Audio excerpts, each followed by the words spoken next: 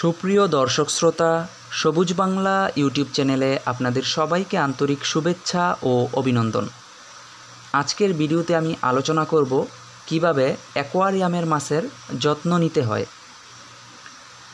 ঘরের এক কোণে একটি বড় বা ছোট অ্যাকোয়ারিয়ামে রঙিন মাছের ছোটাছুটি দেখতে মন্দ লাগে না। তবে অ্যাকোয়ারিয়াম শুধুই ঘর সাজানোর শোপিস নয়, কারণ এর মধ্যে থাকে জীবন্ত মাছ। তাই শখের এই জিনিসটিরও প্রয়োজন সঠিক যত্ন।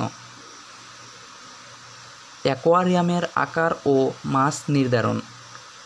শুরুতেই নির্ধারণ করে নিতে হবে কী ধরনের মাছ অ্যাকোয়ারিয়ামে রাখতে চান।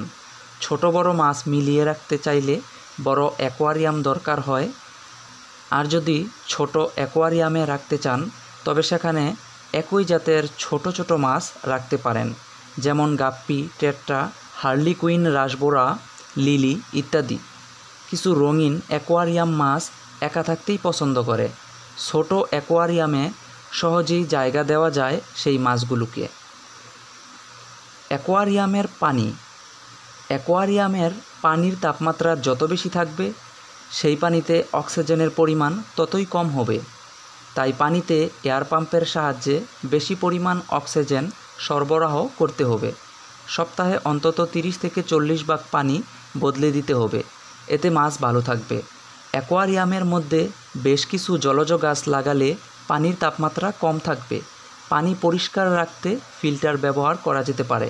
পাশাপাশি 1 মাস পর পর ফিল্টারের ভেতর থাকা অ্যাক্টিভেটেড কার্বন বদলে দিতে হবে। মাছের যত্ন। পানির তাপমাত্রার পরিবর্তনের কারণে মাছ সাধারণত ছত্রাকজনিত রোগ হতে পারে, তাই নজর রাখতে হবে এবং আক্রান্ত মাছকে যত দ্রুত সম্ভব সরিয়ে ফেলতে হবে। প্রয়োজন মতো ঔষধ দিয়ে চিকিৎসা করুন। মাছ সরাসরি হাত দিয়ে না ধরে নেট দিয়ে ধরা উচিত। মাছের পাখনার সংক্রমণ হয়ে চর্মরোগ দেখা দিলে অ্যান্টিসেপটিক সলিউশন প্রয়োগ করতে হবে, যা অ্যাকোয়ারিয়ামের দোকানগুলোতেই পাওয়া যায়। মাছের খাবার। মাছ কেনার সময় ভালো করে জেনে নিতে হবে কোন মাছ কী ধরনের খাবার খায়। প্রয়োজনের অতিরিক্ত খাবার না দিয়ে সময়মতো খাবার দিতে হবে অ্যাকোয়ারিয়ামের মাছকে। এসব মাছ প্রক্রিয়াজাত শুকনো খাবারের পাশাপাশি বিভিন্ন ন্যাচারাল ফুড বা জীবন্ত খাবার যেমন মশার লার্ভা, চিংড়ি খেয়ে জীবনযাপন করতে পারে। মাছগুলোকে কম প্রোটিনযুক্ত এবং বেশি ফাইবার আছে এমন ধরনের খাবার দিতে হবে, এতে মাছের খাবার হজম করতে সহজ হবে। অ্যাকোয়ারিয়াম পরিষ্কার। মাসে একবার সম্পূর্ণ অ্যাকোয়ারিয়াম পরিষ্কার করা প্রয়োজন।